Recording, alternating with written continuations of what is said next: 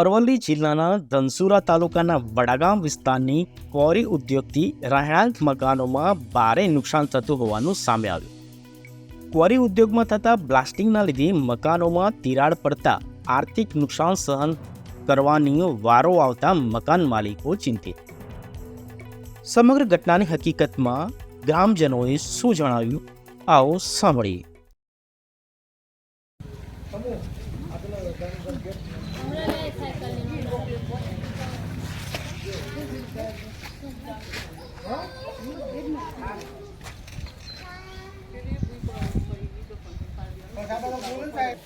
આ ભૂઈ થી તે ભૂઈ આટલા સુધી આથી દાદીએ નેચર હોય।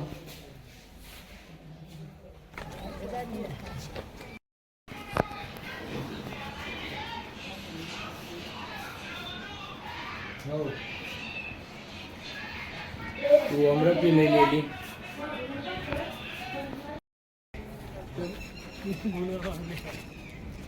થાકી ગયા। મકાન 2012માં બનાવ્યું હતું, બરાબર?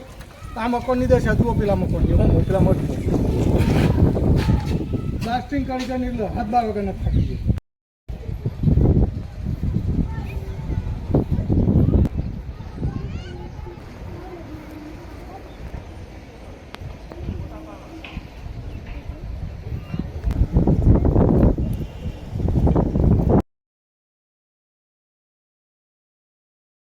ગણેશપુરા વાસુભાઈ પરસભાઈ બાળી ગામજનો બધા ભેગા થયા છે। બ્લાસ્ટિંગની છેલ્લા 10 વર્ષથી પ્રોબ્લેમ છે સાહેબ વડાગામમાં।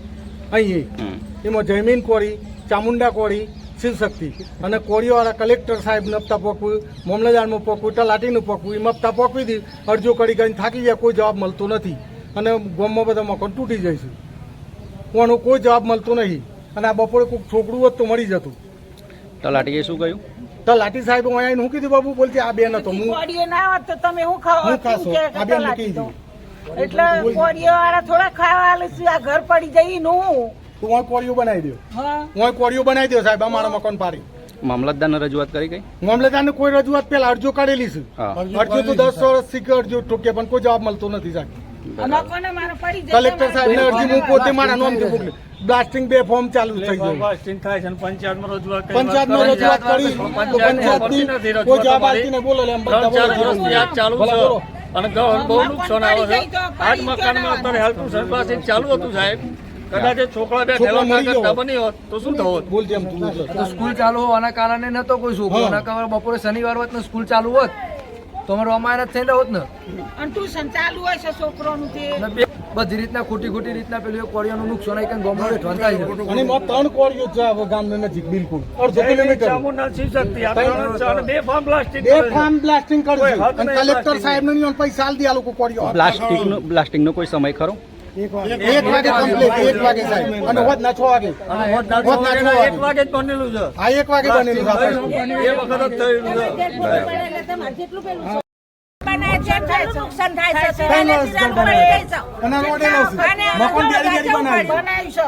તો આવી રીતે ઘર પડી જાય તો અમારે પડી ચોરાવાનું।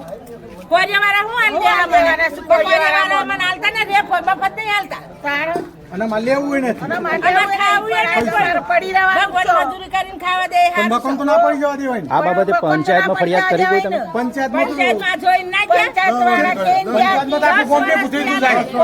થઈ જાવ તો તમે હું ખાઓ? પંચાયતમાં આપણે બધા ભેગા થઈ ગયા હતા ને, બધા બોલો કોરીઓમાં નોટિસ આપી છે, પંચાયતમાં સાહેબ ભેગા થઈને થાકી ગયા પણ કોઈ જવાબ વડાકોનું મળતો નથી।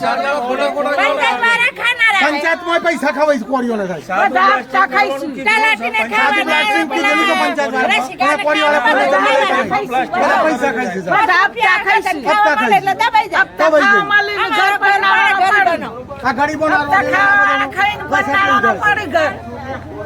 અમારો ઘર પડી જાય એવા લોકો આપતા ખાઈ દિવાલો તોડી નો છે, દિવાલો મારી તો પડશે તો મોની મરી જતો નીચો છોડવાનો નહીં।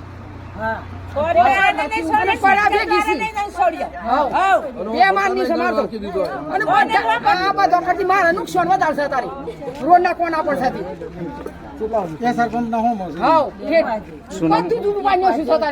તમારું શું નામ શું છે તમારું? લીલુબેન લીલુબેન લીલુબેન બી ભાઈ રબારી।